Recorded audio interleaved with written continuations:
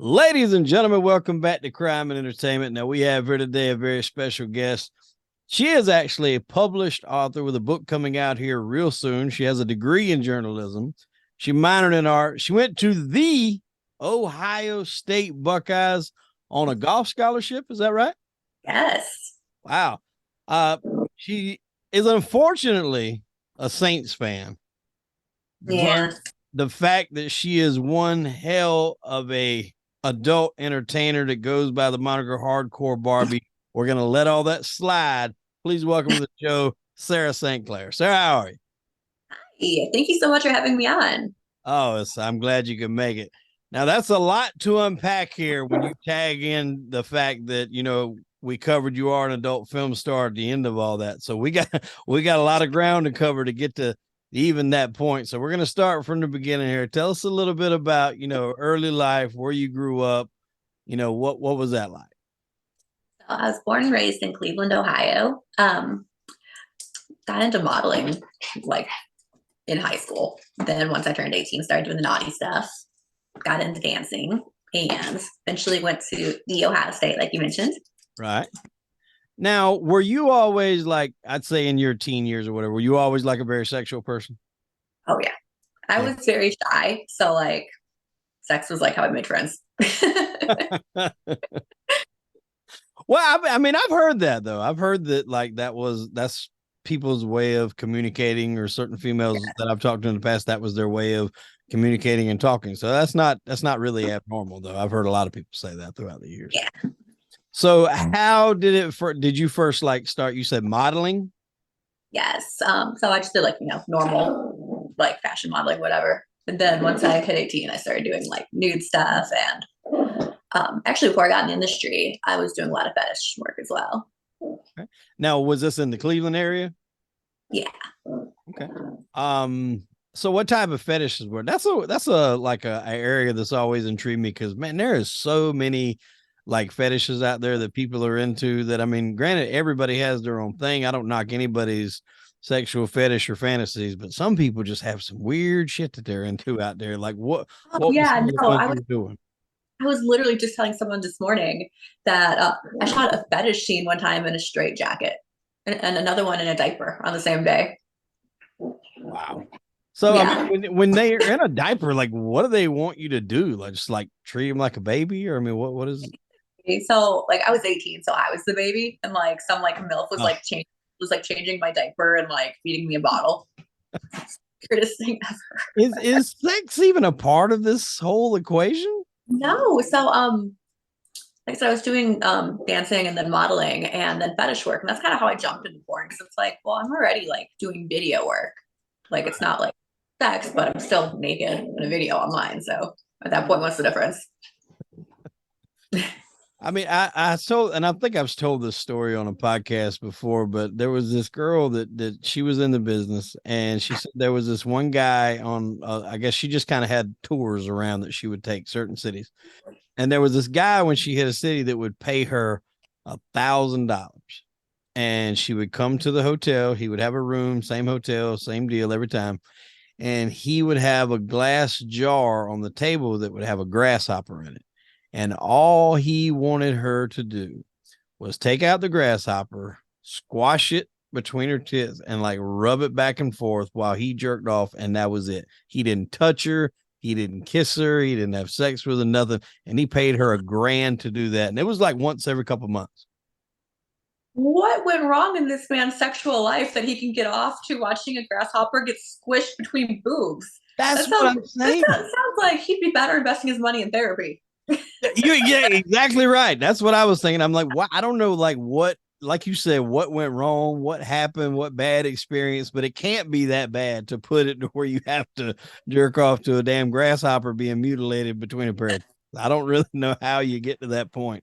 I, I was, I was like, he's never tried to do anything, never tried to fuck you, never tried to do anything. She's like, nope, that's all he wants to do. I'm just like, I mean, don't get me More wrong, knock power the to hell. her. Yeah, hell, I come in there and smash one of my feet if it'll throw me 500. I don't know if it'll do the same thing, but I don't know. It's some weird shit out there, man. Um, so a golf scholarship, that's interesting. Were you an avid golfer? I mean, obviously you got a scholarship, but So I'm 4'10", so there's only so many sports you can do being this small. Four And ten. mhm, Wow, really? I'm 1 inch away from being a legal midget. Wow, you can't tell that on screen. Yes, I get that so often. Like I meet people in person, they're like, I wasn't expecting you to be this small. Yeah, because the good thing about like when I interview anybody on this show, I like to do some due diligence and do some research. But especially when I have on some adult film stars, that's like the best kind of research. So I'll tell my wife, I'm like, all right, we got to do some research, and she's like, what documentary you watching now? And I'm like, it's not really a documentary this go round. So I enjoy doing some of these research. And when I had heard you say you were 14, I was like, she does not look that small on camera. I guess that's just the way the camera Yeah. can do stuff, but it definitely does not come through on screen. But golfing, I mean, like, what led you into golfing? So, fun fact, golf is the #1 most unused women's scholarship. And my grandparents knew that. So I started swinging a club right around the time I could start walking. The hell was that? um, I don't know what someone just started making a lot of noise around here. That's interesting. So the a #1 unused scholarship. Yes. That is nuts. Now, let me retract that. Top 3. Track and field is #1. Wow. Hmm. So, I mean, what were you decent at the sport? Yeah. And I mean, I played my whole life, so I enjoy it. Oh, you played it your whole life, so that's something you'd always. I did golf was one thing that I just never really did get into. I played like putt putt all the time as a kid, but that Hmm. never carried over to golf. But they just opened up a Top Golf where I live at up here, like in the town. I mean, they've got them close by, but usually like an hour and a half drive. But I went to it for the first time this past Sunday. My son had one of his buddies had a birthday party there. It looks like a pretty fun place to go. Even if you can't play golf, it looks like a fun ass place. Have a few drinks, hit some balls. It's awesome. Yeah. So what was Ohio State like? Like what was the party scene up there? Because I often read those things where they talk about the party schools. What was their party scene like? So, fun fact, I've never been to a college party in my entire life. Get the fuck out of here. I just realized that the other day. I was telling someone because, you know, I was only at Ohio State for about a year before I went down to Alabama. Mm-hmm. And in doing that, I was focused on golf and studying and everything. So I never really got to any parties. And then I moved down here and um, yeah, So I you just, were a good girl in Ohio. yeah, no, yeah, I was good there. Then I came down here, took a couple of years off, became a mom, and then I went back to school and had a kid. So I wasn't partying. So you were in the industry for a while and then took a couple years off. Mm, so I never actually got into porn Okay. until 2016. Okay. I was just like at the time I was just doing like nude modeling, fetish work, and whatnot. Okay. What struck you the most when you actually got into porn is like what were some things that you expected that were close to like what you thought they would be, and then some things that were just totally fucking different? Porn sex isn't real sex. Like I just thought that like they would tell you what to do. If you would go at it, you take a few breaks, but no, like it's a lot of like, okay, I need 5 minutes doing this position, blow job, and then cut and go back to it. It's very clinical. Yeah, and so I think that's why people always say like, "Oh God," or guys would be like, "Oh, I'd love to be a porn star," just sleep with all these women. And I'm just like, it's not exactly that. It's not like you meet a chick at a bar and you take her home and you just have sex any way you want to. Like this is literally being directed. There's people there. There's cameras. There's lights. There's people standing around. It's not Yeah, exactly like intimate. a lot having to like suck in, like arch your back, pull your leg up, make sure that the light's getting all the things they need. Like there's no enjoyment. So, well, when you say that, do you mean that literally that there's absolutely no enjoyment, or at least when the camera's going, you get a little bit of I mean, no, it's still fun for sure, but it? it's Now, not when as satisfying. yeah, no, I get it. I mean, well, obviously, like I think the ideal setting is to be. I mean, you don't necessarily. I don't mean alone. You could have another party or something joining you, but just privacy, I guess, without all the cameras, that would be your ideal setting to really kind of open up. But I lost my train of thought there. I'm sorry. So when you got into this, did it go straight into like was it just man woman or was it girl girl? What would you go into? Um, so I go by hardcore Barbie because, well, I like the Barbie look. But when I got into it, I just jumped straight in. One of my first scenes was a bukkake. A bukkake. Now, for people that might not be as well versed in the adult film terminology, explain to our listeners what that is. It was I fucked and sucked 10 dudes, and then they all came on my face. 10. That was your first one.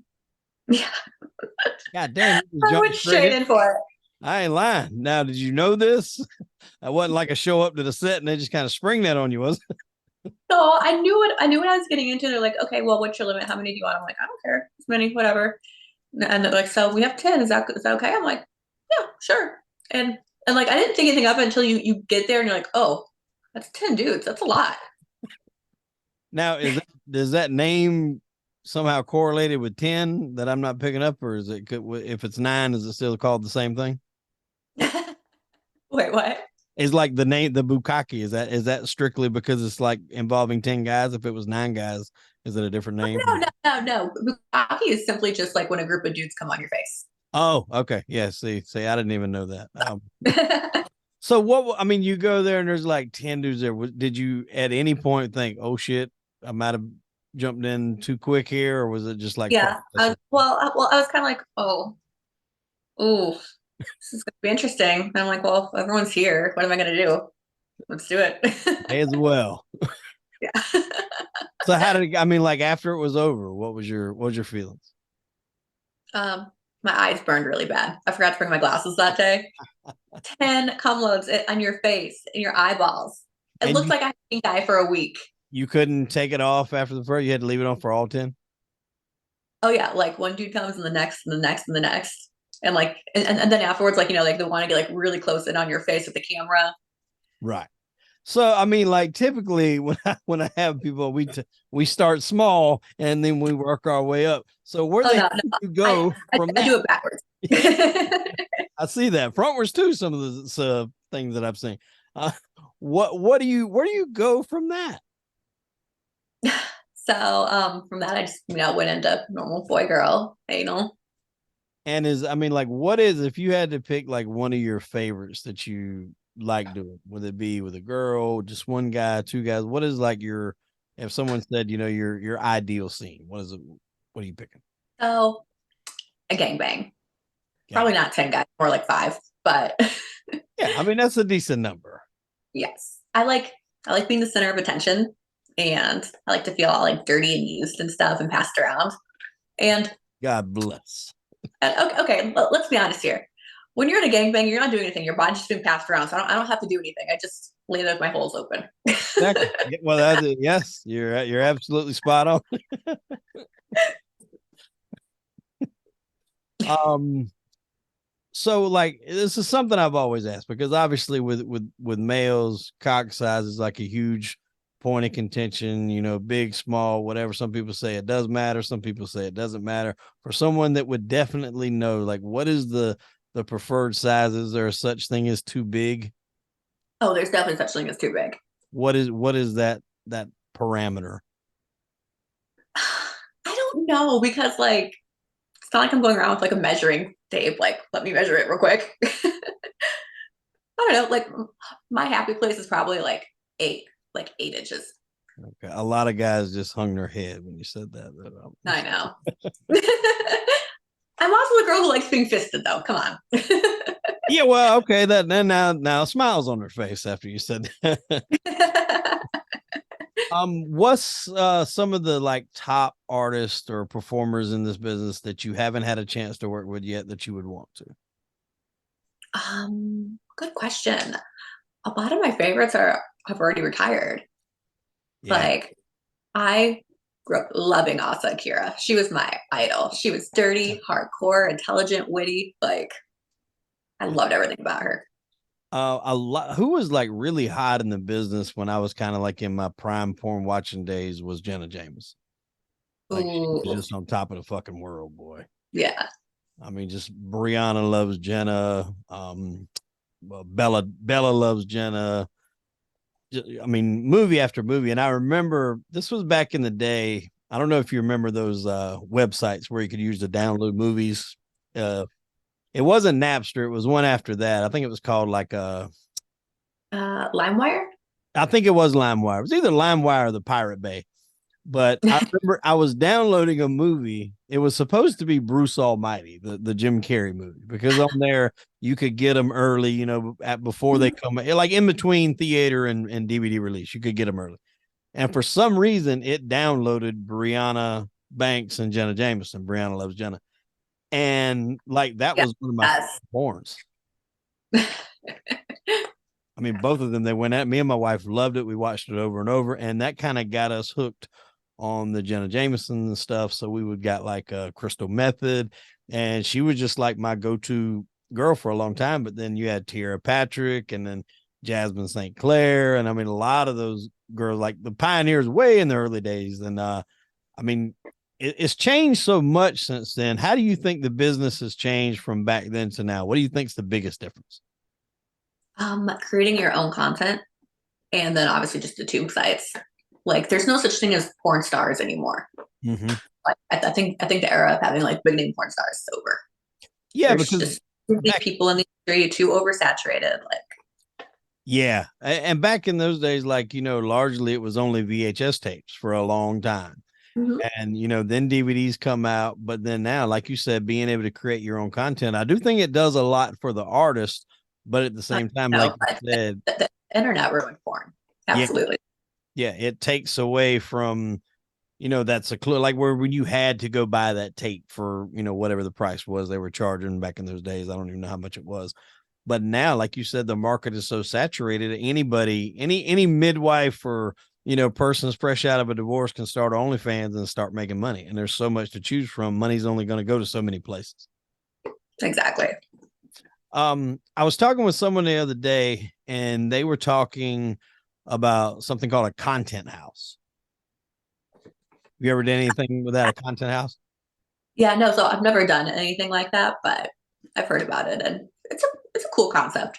Well, I mean, to me, it was kind of smart because, like, I guess it saves you the money of like booking out a studio. So you just get like a big ass house, like something on the beach or whatever. And basically, the way they were explaining it was like the female stars would stay there for free, and then some of the male stars would be in hotels or whatever close by. Then they would have a day where they just filmed, and each individual star got a copy of their film, for them to do whatever they want. And I think they had a chance to put it out a little early, but then whoever put the whole thing together, they got rights to, or they got the rights to distribute everybody's film at the same time. But they give them a little headway to get it out first, so their fans could get it. I thought that was, I guess it's a way around circumventing of having to get a studio and shit like that. Yeah, no, that's a very unique idea. Yeah. When you first got into business, did you get an agent or were you doing all this alone? Like, how was that going? Now I had an agent. Yep. How, I mean, are you still with them? You change agents? Oh yeah, no, I've changed a few times, but I don't know, like not living in LA, it's it's harder for me to self book because I'm not going to the industry parties, not seeing these people every day. So Yeah. Do you go to any of those things out there, like the AVNs and shit like that?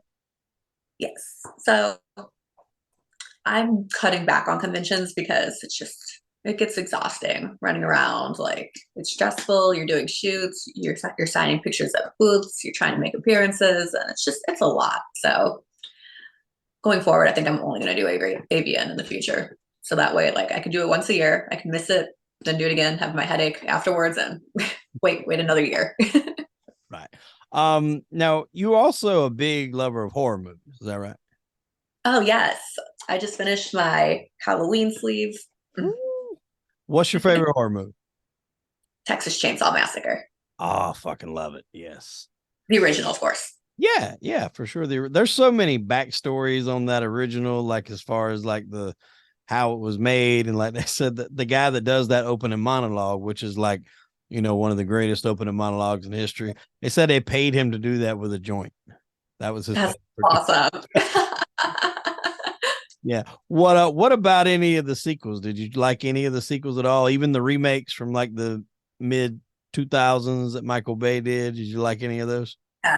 I mean, like, I just appreciate like a good gory movie. Have you seen the new Evil Dead? I've not. Oh my God, you've got to. I literally like that one. I think better than any of them, including the originals. Okay, cool. It is fantastic. It might be the best horror movie I've probably seen in the last 10 years. I shit you not. Like Ooh, I'm it is excited. awesome. And I'm a big horror movie fan. Like, obviously, like you said, Texas Chainsaw Massacre's up there. Scream's up there is one of my personal favorites. I just checked out the last Scream, the one they filmed in New York. Have you watched that one? Hmm. Yeah. That Yeah. was pretty good. I wasn't a big fan of five, but I thought they kind of redeemed themselves with this last one. I enjoyed it. Oh yeah. No, I have a little Scream tattooed right here. So, what do you look for in a horror movie? I mean, you like the suspense aspect? You like to be scared? What is it? Oh, I like to be scared. And I'm gross. I love all the gore. Like, no, it's funny you mentioned last Scream movie. Um, my friend and I, we went to see it in the theater together, and it was just like a random afternoon. It was empty, so I ended up jerking him off while watching people get slashed to death. Oh, was there anybody else in this theater? There was a couple people towards the front, but for the most part, it was fairly empty. But you guys were in the back. Yes. And I hope you remember not to eat any more of that popcorn there towards the end of that movie. I just didn't want to reach your hand in there. Got a little salty. Yeah, little salty. Damn it, I thought I put butter on there. I don't know what happened. Um, is that something that you're into, like messing around like that in public places? Does that kind of do it for you? Yes. What's the I'm, most public, like I'm out? an exhibitionist, so I Yeah. love being watched. I like the adrenaline of like anybody could walk in at any moment. Okay, so like outside of on camera, like where's some of the crazier places you've had sex in public? Um, Science lab at a Catholic school.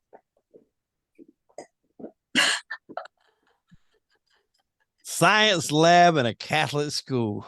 Were you in school? How did this happen? I was messing around with the teacher, Oh, and I was like, how hot would it be to fuck in your classroom? And then one night we went there, mind you, like the priest or whatever, like is still in the office across the other building. he's probably jerking it too. He wasn't paying no attention. Oh yeah. I mean, were you in school? Like, were you a student? I don't remember. Yeah, well, okay, yeah, definitely no names here. We don't want to get any. Wow. So, I mean, like, obviously, anybody that's watching the screen here, they can tell that you're very well endowed here in the chest region. What size are those bad boys? 34 triple D. Triple D. Now, is that the only size you've ever had? Did you get some? No, these are my upgrades. I started with mosquito bites. So first roundabout, I was like a big C.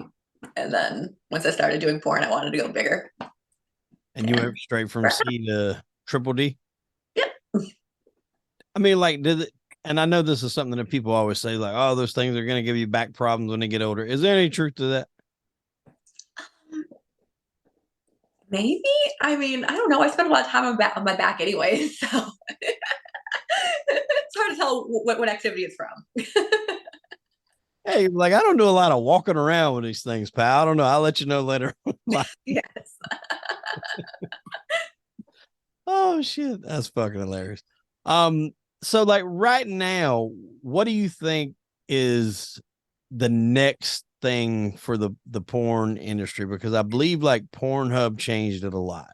Then now you have OnlyFans really changed it a lot to where people now have control over their own content. What do you think is next? Because I know for a period of time, didn't OnlyFans like take away the nudity, then the backlash they were getting, they immediately fucking put it back. Yeah. So what do you think is next? Like where is the next step for porn? Because it's always evolved. That's one thing I get it. It's always evolved and kept going. What do you think is next for the industry as a whole? Honestly, it wouldn't surprise me if like the major studios just stopped shooting because I can't imagine that there's that much margin of a profit anymore. Yeah, it's really watered Like, it down. yeah, no, like I have a shoot next week, and my agent asked me like what would be an acceptable rate, and like the number he threw out is like almost 1,000 more than it was when I started 7 years ago. Damn. So talent's getting more expensive. Like girls are shooting their own content. Like there's so many click options to choose from. Yeah. I mean, you can only jerk off so much in a day for somebody. I mean, there's just so much money you can spend. And besides all that, there's a lot of free content. Like and I've always been curious to that. So, like, if you have a video that's on Pornhub and someone goes and watches that video for free, do you get any sort of kickback for that? Or how does that work when it's free? So I don't have much knowledge on that.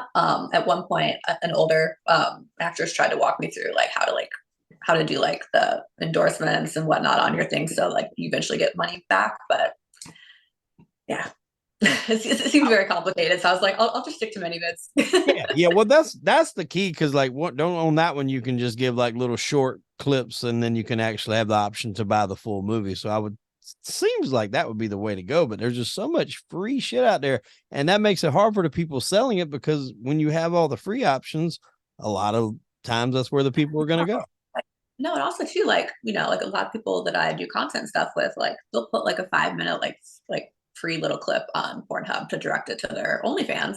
Right. But I know when I'm on Pornhub and I'm clicking like, okay, I'll watch a few minutes and then I'll go to suggested underneath, click on the next one. Like I'm not gonna be like, oh, that's hot. I need to go and subscribe to that right now. Yeah, no, absolutely. I agree 100%. And that's probably the same way. Like when you were stripping, you stripped for a little bit. You said you have those guys that are going to come in there and don't mind spending money, but then you have your guys that are just the dollar thrower. They're going to throw the dollars, and you're not going to get a penny more out of them. I mean, Yeah. and you can, as a dancer, you learn to be able to spot the ones that are probably going to come off with something, and the ones that are just there to throw a few dollars. I'm assuming that's kind of like a keen intellect you develop real quick. Yeah, indeed. And like a good hustler can milk up for what it's worth. But again, Right. being shy and stuff, I was never good at that. I would rather just show up and fuck. You know what you're getting.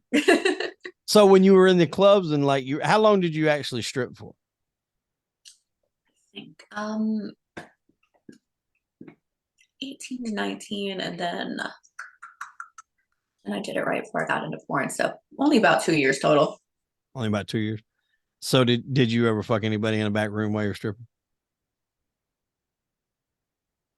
Towards the end, I did twice, Twice. but for the most part, though, like I was very like, no, like we can trade numbers, we can do something afterwards, but And you gave a wrong number? no, but I was like, no, it's my job. Like if I get caught, I'm gonna lose my job. I don't want to. But then towards the end, I just stopped giving a fuck because I knew I wasn't gonna do this much longer. I was like, all right, sure, fine. Now, well, that leads me into the next thing. Like outside of that, you also do escorting. Thank you. When did that come? So I started off once I moved down here and everything, got divorced, I got on sugardaddy.com and started doing it that way. And that was fine and dandy. And then once I got born, I learned about how to actually like for real do it. And then here we are. Now, how is that business compared to the porn? Because I think even with that, I think that could be almost as if maybe not as lucrative, especially like you said, with the watered down market. But I mean, I'm obviously not an escort, so I don't know. How is that market compared right now? So I have a theory that the only reason people do porn is just to have the porn star thing in their name for when they tour and work. Because what you make on set for a whole entire day's worth of work is about what you can make in an hour. Right. So there's a lot more money to be made doing the actual escorting than the filming. But being a porn star, you can charge more. Correct. You got that. So Well, that would be PSE, right? Porn star experience. Mm-hmm. Okay. Now do you tour regularly for that? For the last two and a half, 3 years, I was going hardcore. Like the last 3 months, I've actually took time off and started focusing on my book that's coming out and, just having fun. Mm-hmm. Not being worried about like I have to be in this city and I have to catch this flight to this city. Like it's fun, but like what's the point of working that much if you don't get to enjoy the money you're making? Oh, absolutely. Now, how long would you stay in some of these cities? Would it just be like over a weekend or stay like a week or? Oh no, my limit was 3 days max. 3 days. Like, yeah, like I want to get in. I want to go unnoticed. Don't need to draw attention to myself. I feel like when people stay somewhere for like a week, they're just like asking for unwanted attention. Right. Now, have you developed throughout the time of doing this? Have you developed regulars in certain cities? Oh yeah, yeah. So like I said, I don't really tour much anymore, but there's a handful that I go back to because I don't. All I have to do is send text. Hey, I'm coming to town. Right. Now, you actually gained a husband out of one of these appointments one time, right? Tell us a little bit about that. Man, just Oh, threw his of all scalpel down and said, fuck it. no, of all my marriages, and there's been a fucking handful. Doc was my favorite. Yeah, so I met him on actually met him on Seeking Arrangement, and he was going through a divorce, and I don't know, we just hit it off and had fun, and next thing I knew, I moved to Louisiana and was playing trophy wife. Wow. But I mean, how does that, what are the steps from like booking you for a couple of hours to marriage? Like, I mean, obviously there was a spark there or somewhat of a connection. I mean, was there like a couple more visits or did it just become something a There's little bit maybe more than that? there's maybe 2 visits total. Okay. Then after that, you could just tell there was something more there than just a business deal. Yeah. And this was, you said a handful of husbands. How many husbands have you had? I just divorced number 3. Just divorce number 3, and he was number 2. Yes. Sergio was number 2. What do you think is is it the men's fault? Is it the business? What do you think's to blame for divorce number 3, or all of them really? Me. So you take ownership of that. It's fucking you. I like that.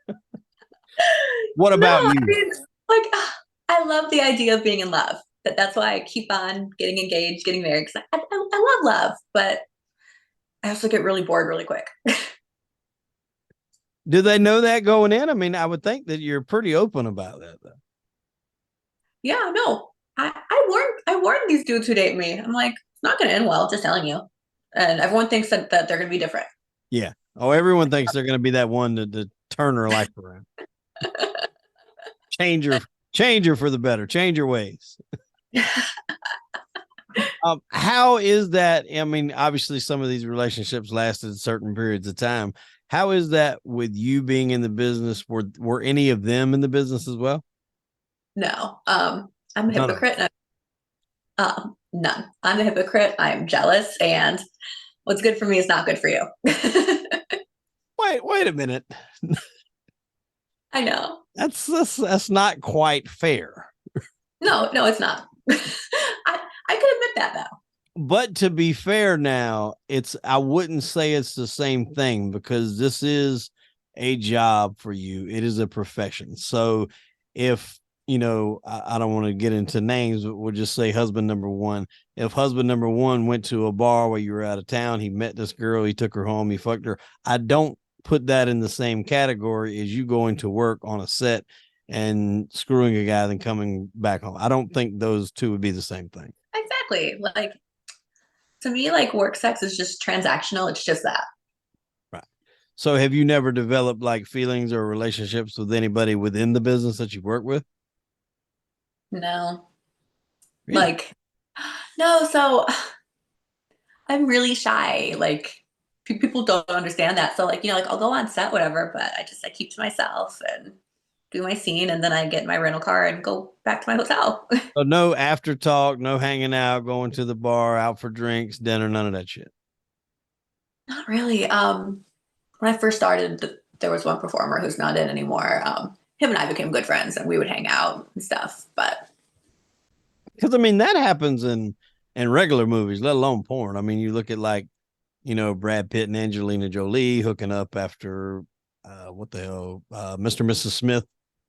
I mean, yeah, I think you working with somebody. Now obviously film but a major but motion picture that's longer, but yeah, but also too, not living in LA, not being there 24/7. Like, I don't have the time to like see the same people over and over and over again.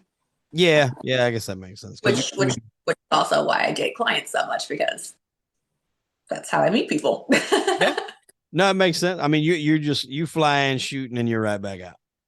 Yeah. You ever as far as flying, you ever fucking on an airplane? Um, private one, yes. Okay, I was about to say because like I've done a lot of flying for the podcast here in the last 2 months, and I don't typically like to even use the restrooms at all in airplanes, but the ones that I have went into, I'm just like, there's no way two people could fucking. And besides that, there's usually like a stewardess like literally sitting in a chair right Yeah. outside the fucking door. So unless these are like some huge planes that I've never had the prep. Yes. So one of my best friends has an aviation podcast, and I was on it, and the topic was Mile High Club. So the big Airbuses that have the well, like the middle bathrooms, that's Right. the best to fuck. Uh, And technically, it's really, really, really hard to prosecute you for having sex on an airplane because there's really no jurisdiction. Like the worst that's going to happen is the flight attendant is going to say, "Hey, don't do that." And then if you don't listen to the flight attendant, then you get in trouble with air marshal. But you're spoken like a lady with experience there. I'm just. oh no, I was so excited about learning that. I'm like, oh, why are you telling me this? Because I mean, if you think about it, it's not even public indecency because you're in the bathroom. Yeah. Uh, But they've got to be bigger though. Like I mean, they've got to be bigger than at least the ones that I've been on because there's barely enough room for one fucking person there. Like you can't even turn around. You got to put your shoulders together like this and turn around. I was like, it would be impossible to do some shit like that. At least in those. But I don't know if I've ever been on like a double decker plane like that with the bathroom in the middle. I know what you're talking about. I've seen them in movies, but I don't think I've ever been on one. Yeah. But no, one of my friends had like a small little like 6-seater plane, and I definitely gave him a blowjob in the air when he was flying us. While he was flying. Yeah. Well, thank God he could. I'm assuming autopilot had to be kicking in there at some point. You don't want that man letting go of that joystick there. He'd be coming and going at the same time, all of you. God bless that dirty old man. Uh, what do you? I mean, does flying scare you at all? No. Obviously not. If you're giving the guy a blowjob while you're flying, I don't imagine you'd be too nervous. But like just in general, like every flight that I take, always just kind of I'm always a little nervous, just a little bit. No. So I'm the opposite. I am an old lady driver. Like I've been in so many car accidents. I'm your typical blonde white girl driver. So I drive like a little old lady. Like I'm so scared I'm gonna hit something or someone's gonna hit me. But airplane, I'm like, cool. I trust who's ever flying because they're gonna fly better than I can drive. Yeah, I guess that's a good way to look at it. I drive like shit too. I've wrecked like my last 6 cars, and I've wrecked every one of them to get to where the car I'm in today, all insurance money payoffs and stuff like that. So, yeah, I guess that's a good way to look at it. I mean, I see these shows on television, and obviously they're going to highlight, when things went wrong. And I always make the mistake for some reason of watching these like a week before I'm supposed to get on a plane. And about a month ago was the first time I had ever went to Vegas, like first time ever in my life. So it was like a 7-hour flight. And that one was a little, what I mean, it did get to a point to where it was kind of like, I'm not really scared. I'm just fucking bored. I'm a little cramped. But have you ever been to Vegas? I'm sure you have. Oh yeah. What's your favorite casino down there? Cosmo. I don't know if I went into that one. I went into the Luxor. You ever been into that? No, no. My Rangers just lost. Uh-oh. You're a Rangers fan. Mm-hmm. So you're all Yeah. over the fucking map here. Like, let's dive into the sports thing. You're a Saints fan. You're from Ohio State. You spent a little bit of time in Alabama. I also heard I think you like the Cleveland Guardians, but you're a Rangers fan. How the hell are all these things coming into play here? Where are all these sports teams coming from? Men, I find a new guy that I like and I move to wherever they live, and then I notably fall in love with one of their sports teams. So I also lived in New York at one point, and boyfriend at the time had seasons tickets to the Rangers, and I just fell in love with him there. Like hockey or him? About hockey. Been to a hockey game. They have a team in Carolinas where I'm at. I think it's the Hurricanes. I don't think I've ever been to a hockey game. It's You pretty guys have the exciting. Hurricanes. They're awesome. Yeah. Well, it's like 3 hours from where I'm at. That's in I think that's in Raleigh, North Carolina, and I'm in Charleston. So it's Okay, yeah, I got you. yeah, we have football. We have the Carolina Panthers NFL team. It's about Mhm. 2.5 hours from where I'm at. And then obviously college football is really big around this neck of the woods. So you got Clemson and Oh yeah, Carolina. That's a big rivalry down here. for sure. Who's your college football team? Ohio State. Wow. And yeah, no, and since I have been in the South for so long, they made me pick Auburn or Bama, and I went Auburn. War Wow. Eagle. You wore fucking eagled them. Well, when I moved down here from Ohio, I just thought I was in the most redneck place with like pickup trucks and Confederate flags and roll tide, y'all. So I was like, okay, I'll do War Eagle. Uh, what was that? The roll tumors corner or some shit? What they do where they fucking like toilet paper the tree down there? That's an Auburn. Yeah. Mm-hmm. And didn't some dude from Bama went and actually poisoned that fucking tree, and I think he got charged for it. Yes. I want to say an LSU fan set it on fire. Like that poor fucking tree. I ain't lying. He's done been poisoned, set on fire. Is the sun still standing? What the hell's going on with that tree? Yes. Fucking Rasputin over here. But I remember I was a big Panther fan, like I said, and I didn't really watch too many Auburn games, but that year that Cam was their quarterback, Cam Newton, Oh he yeah. was just on fucking fire. And I knew that the Panthers were shitty. And I was just like, if we play bad enough, we're gonna have the number one pick. I would really love to get this guy. And sure enough, he went on, won the national title, beat Mhm. Oregon Ducks, if I'm not mistaken, won the SEC championship, beat South Carolina. And then we were able to pick him up, and we almost had a Super Bowl out of him. We were that close against Denver. Fun fact: Cam Newton does not tip. Whoa! All right, Yes, he can. podcast went in a new direction. Where did we meet Cam Newton? One of my best friends was a waitress and and he was in her section, so she had the opportunity to do the 20% auto gratuity, but she was like, "This guy's pretty big. Like, I'll chance it." And Sudi tips left her nothing, Whoa! Whoa! Whoa! Whoa! Nothing. nothing. This was, I'm assuming, at a It gentleman's was, club. no, it was actually just at like some like hotel restaurant. Was it in Carolinas? No, no, this was here in Alabama. Oh, Alabama. Maybe Yeah. maybe that was why. Maybe he just didn't like Alabama. I don't know. Yeah, I mean, shit. Was this why he was in the pros or why he was in college? College. College. But Well, still, supposedly he got a little money for signing with Auburn, so he should have had some in the pocket there to be able to tip her. That's shitty.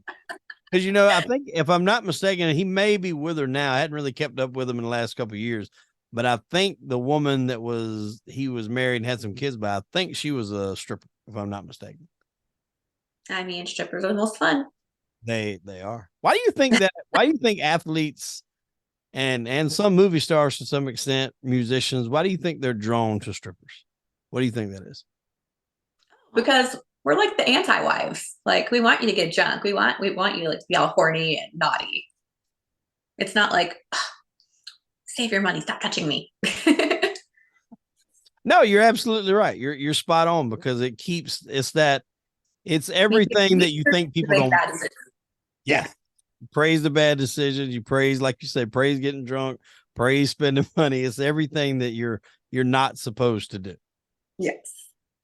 What if you had to pick one sports star to fuck, who would it be? Current or retired? One of each. Derek Jeter. And That's retired now. He's retired now, right? I don't really watch baseball. I mean, I figured he's retired. and Dustin Johnson for golf.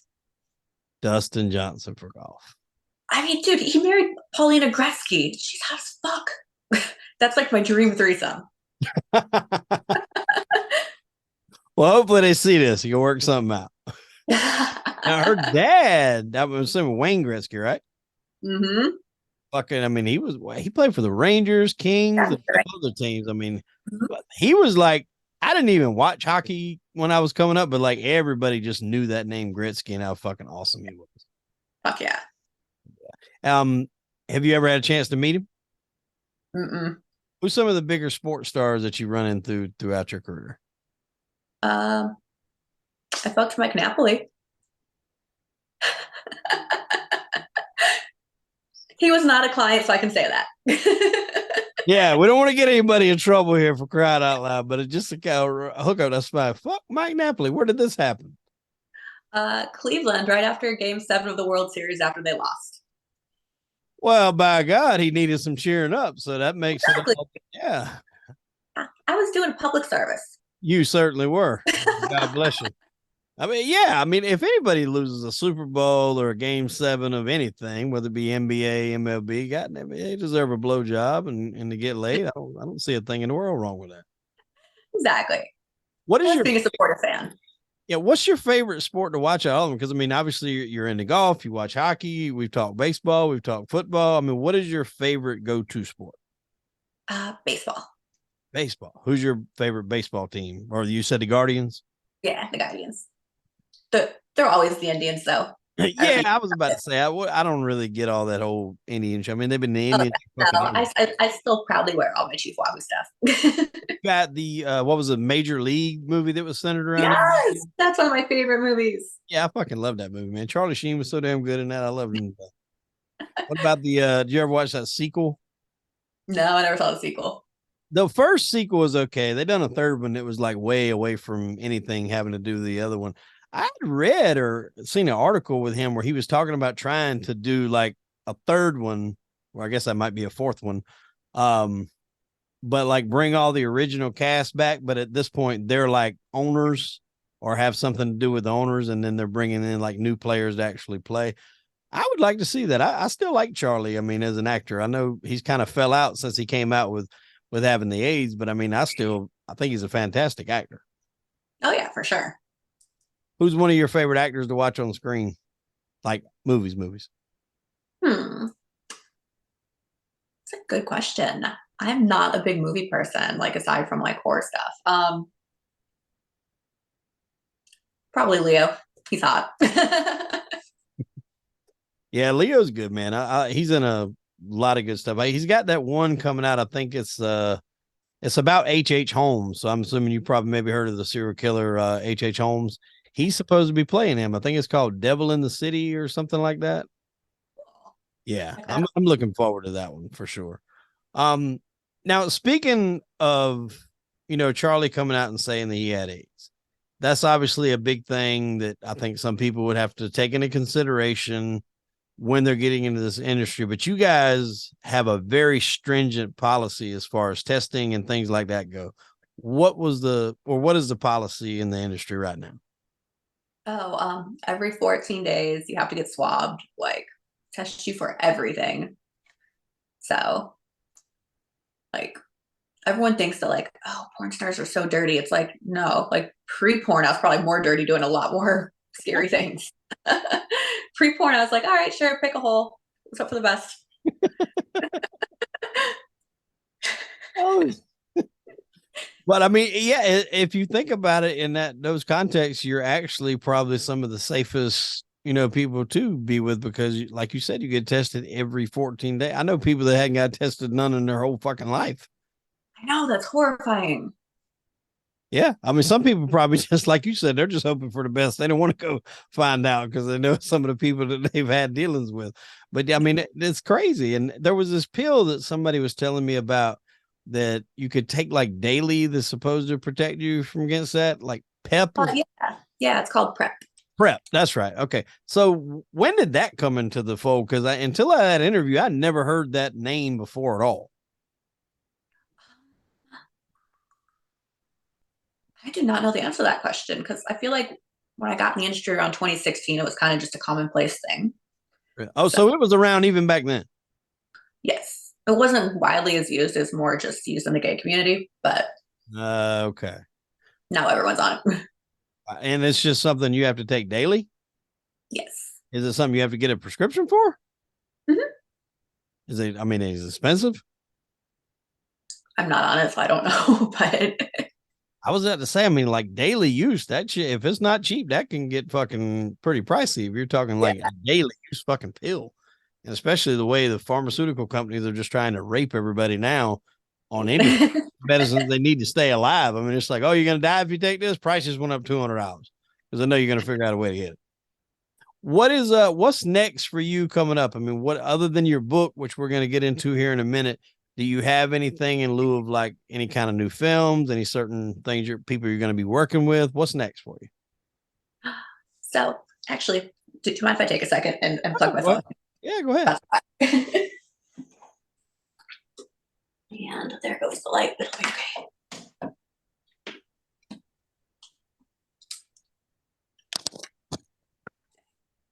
Sorry about that. Yeah. A little bit dark now, but whatever. So yes, I have a bunch of shoots coming up. I'm shooting in Miami this month, and then next month I'm going to be in LA putting out new content. Just because when my book comes out, I want people to Google Sarah St. Clair and then see all my naughty films and be like, oh, this girl's hot. Absolutely. Now, when you say naughty films, like what is some of the things that people can expect when they go to searching for Sarah St. Clair? Oh, they're going to see all the come. Now, do you like that? Is that something you enjoy? Yes, I love cream pies. Everywhere, just face or Uh, cum goes on the inside. Hey, I didn't make the rules. you just follow them apparently. Yes. What about DP? You ever done DP? Yes. So my 2-year anniversary shoot, I got to pick what I wanted, and I did a 5-guy interracial gangbang. It was like DP, anal, like I said, there's 5. 1, 2, 3, 4, 5. That's a lot of work there. Yes. That's getting Like, it in, as they say. like the Hell Olympics. Now, when people, I think, hear those words, like how long does it take to film a gangbang scene? Because, like you were saying earlier, like it can take a little time just to film a one-on-one because you want to get this angle, that angle. How long does it take to film something like that? All fucking day. Because not only that, but like the guy has to be able to come on command, which is hard enough one on one. Now Right. there's 5 dudes around you who all need to come on command. That seems like that would be kind of hard to orchestrate there. Yes. And then like are the dudes, are they on like Viagra or Cialis? I mean, obviously I know some probably Yeah. don't need it, but I'm assuming probably some do. Yeah, I would say half and half, if I had to guess. And can you tell if a guy's on Viagra or not? Yes, I feel like their dick gets like plasticky soft, plasticky hard. Like it's not like natural flesh hard. It's like super, super rock hard. I remember this company that I used to work for. It was we had an on-site doctor, and someone I guess said that they prescribed them Viagra.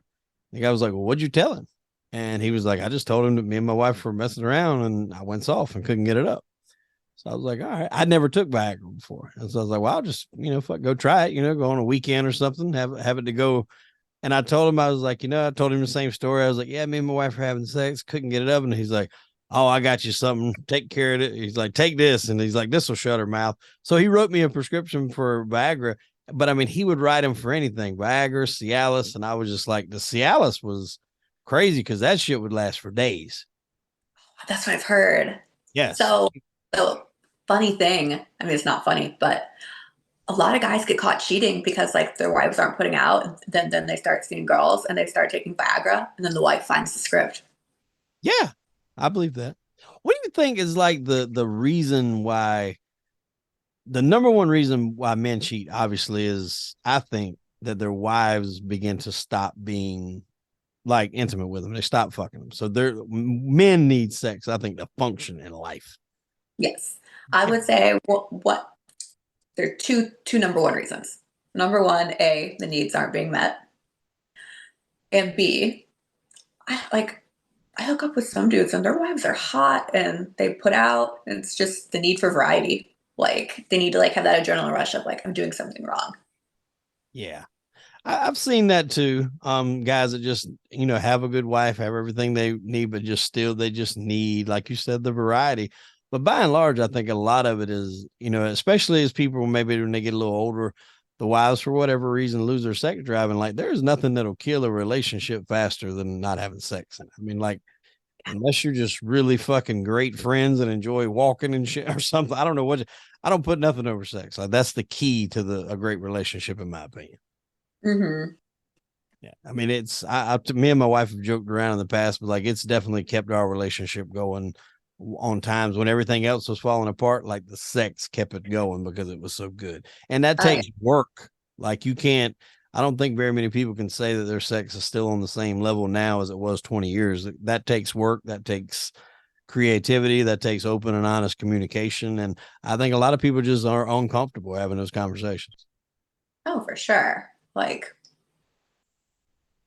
yeah, I feel like to have a good relationship, you need to have that open communication Do you have about guys everything. open up to you like that? Like, especially when you're doing escorting, do you have guys open up to you and tell you any kind of stories like that? Or was it pretty much just, Yeah, no, like, and what I find so amazing is like these women, like, they, I feel like they have to know that their husband is up to something because there's no way that you can be like, okay, I haven't had sex with my husband in 7 years when he's happy and this is all okay. yeah, I don't know. I don't know how anybody can go that long and not have sex in a marriage. That's not even, that should be against the law. Right? It's like, so it's like, are these women just like living in their own blissful world and just think, oh, well, my husband's not going to cheat. He's happy. Or do they just like not really care? Either that or they've got to just maybe come to grips with the fact he's going to do it. Yeah. And I've heard of that happening in relationships. Guys like, look, she just says she's not into it. She says, go do what I got to do, be safe. And, if it ever gets to a point to where he doesn't want to be with her at all, then just let her know. But other than Yeah, that, you give her free reign just to go do whatever. for sure. Because it's crazy in this, because like in the relationship factor anyway, I feel like a woman's loyalty is tested when a man doesn't really have anything, like when he's down on his luck, say he just lost a job or whatever. That's when the woman's loyalty is tested, because if she sticks by that man. Yeah. But on the flip side, a man's loyalty is tested when he has everything. So if he's got the good job and the fat ass bank account and the Porsche, which by the way, I think you drive a Porsche too, don't you? Yeah, it's my baby. So if he's got all that, then obviously, women are attracted to that. They're drawn to that, some of them. And so he's got it thrown in his face. So then, does he return the favor of that loyalty? It's very weird how that happens. It's at two different ends of the spectrum. That's a that's a really interesting point I never thought of. Yeah, for sure. I mean, it's always something that's been in my mind, because that's like, would you give somebody that same loyalty if they picked you up and brought you up out of a dark spot? Would you be able to give it to them when you're on top of the world? And that's some deep shit right there. Something you don't really get into on these podcasts. So you got a book coming out. Tell us about that and what made you decide to write this book. Oh, my book, Romance Costs Extra, is my baby. So I've always wanted to write a book. I've been a bookworm my whole life. So when I started getting into like the shady business when I was 18, I was like, you know what? I want to write a book about this one day. And 18, I'm 31 now. So it's been a big gap. But my thoughts was I'm not going to write a story before the story's over. You know, like we don't need Ho Adventures version one, Ho Adventures version two, volume three, four. Like we only need one of those. So I've held off for a while, and I teamed up with this woman, Danielle, a few months ago. She's published a few books herself, so her and I are co-writing it together. It's a memoir slash based on a true story type book. I'm the main character, and a lot of things that's happened in my life I write about, but mainly it's about a girl who gets into escorting and her adventures in it, how she finds herself in it, and how she establishes herself and everything. Are we name dropping in this book, or are names changed to protect the innocent? Oh, names, locations, a lot of it's changed. That's why I'm very hesitant to call it a memoir because there's a lot that's been changed. Okay, so a lot of it. All right, I got you. So based on a true story. Have you ever heard of a book called "You'll Never Make Love in This Town Again"? I forgot right off the bat who wrote it, but obviously I'm sure you're probably familiar with Heidi Fleiss. Yeah. So she obviously, everybody knows was a well-known madam. I want to say it was somebody that was involved with her, or maybe it was around that same time frame. But they were talking about a guy by the name of Don Simpson. And if you remember, like the fucking hard action '80s movies like Top Gun, Days of Thunder, um, I think he did The Rock. That was the last movie he did before he died. He done Footloose. He worked a lot with Jerry Bruckheimer in like the late '80s, early '90s. And apparently he was just like this fucking coked out madman that would just order escorts and do all kind of crazy shit with them, like some real degrading shit. But the story somehow made its way into that book, You'll Never Make Love in This Town Again. And he actually wound up dying of an overdose. And I want to say when they found him, he had 21 different drugs in his system. Holy shit. I mean, like you hit blackjack on drugs in your fucking. How many? I can't name you 21 drugs. No, there was that many different drugs. Yeah, I mean, maybe now I might can name off the top of my head. I might can get to 5 or 6, but I mean, 20 fucking one. Like I don't. Damn. And they said he had piles of them in his closet, like just piles of prescription pills that he went and done. And he was going off the rails. You could tell. They said it would, even on movie sets, he would just be like, wanting more and bigger explosions, bigger. You could just tell it was kind of going bad. And Jerry Bruckheimer, who's still doing movies today, I think eventually did cut ties with him. But I think it was The Rock was the last movie they did together. And then Bad Boys with Martin Lawrence and Will Smith. I think it actually gives a in memory of Don Simpson, either on the ending or the beginning of that movie. But yeah, that's a pretty good book. You should maybe try to track that down and give that a look. It's good. When can we expect that book to be hitting shelves? So I just approved the final chapter of the book. So it's going off, second half is going off to the editors. So we're looking at a June release. June release. Now, is this going like all platforms, Audible, just hardcover? What are we looking at? So it's going to be primarily Amazon, and then I'm going to have my own copies to sell, personalized and whatnot. I was about to say I would probably definitely set up something where you could, sign these and give them to your fans, because that'd definitely be a better way to do it. Did you go through a publisher, or was it self-published, or Self-publish? But that's the way to do it if you can pull it off. That's the way to do it. Yeah. Well, also too, just because it's such a sexual book, like getting that picked up would be hard. Right. Well, and nobody's going to be able to, I guess, convey these experiences better than you. Exactly. You can tell somebody something, but then having to write it down, especially the stories that you're telling, I think you'll be the best one to be able to tell those for sure. So I'll be honest with you, I can't wait to read it, and I hope I can get a copy of it from you for sure. Oh, yeah, you bet. Well, so I can't tell you how much I've enjoyed having you on the show. Hopefully, maybe when the book comes out, we might do another little quick episode, plug it. We can put up links for it and everything. Tell everybody before we get out of here where they can find you on social media. You can find me on Twitter at twitter.com/Sara St. Clair XXX and Instagram Silly Sara 91. All right, we will put the links, at least for the Instagram, in here. We put some other links before. We've got a little hand slap by YouTube. So we'll put the Instagram links, and I'm sure you can find everything else from there. Sara, again, I want to tell you how much I appreciate you coming on the show. It's been a blast, and I wish you nothing but the best going forward with the book and whatever else you get into. I'm sure you'll kill it. Awesome. Thank you so much for your time. I appreciate you having me on. Thank you. Well, ladies and gentlemen, I am Hollywood Wade. That was Sara St. Clair, and unfortunately, we are out of time. Tune in next week for an all-new episode of Crime and Entertainment. Sara, we appreciate you. Bye.